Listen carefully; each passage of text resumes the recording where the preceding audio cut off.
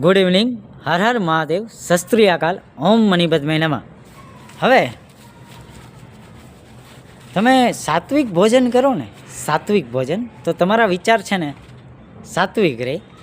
તમે તામસિક ભોજન કરો ને તો તમારા વિચાર તામસિક રહે. બરાબર. કહેવાનો ભાવાર્થ એમ છે કે માંસાહારીનું સેવન ના કરવું જોઈએ. એક સંશોધન બતાવે છે કે જે લોકો શાકાહારી ભોજન કરે છે એ વધારે વર્ષ જીવે છે, અને જે લોકો માંસાહારી ભોજન કરે છે તે ઓછા વર્ષ જીવે છે. બીજું, શાસ્ત્રોમાં એવો ઉલ્લેખ છે કે જે લોકો માંસાહારીનું ભોજન કરે છે એને ઉપર જઈને નરક મળશે. નરક મળશે એટલે તેને ત્યાં એ સજા ભોગવવી પડશે, વૈતરણી નદી પાર કરવી પડશે.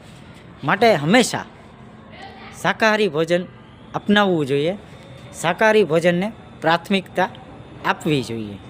બરાબર. અને હંમેશા પ્રભુ ભક્તિ કરતા રહેવું જોઈએ, નામ જાપ સ્મરણ કરતા રહેવું જોઈએ, પૈસા કમાતા રહેવું જોઈએ, માતા પિતાનું નામ રોશન કરતા રહેવું જોઈએ, પોતાનો જે કાંઈ ગોલ હોય, પોતાનું જે કાંઈ જુનૂન હોય એ જુનૂન બરકરાર રાખવાની કોશિશ કરતા રહેવું જોઈએ. રાધે રાધે. હર હર મહાદેવ. ઓમ નમઃ શિવાય.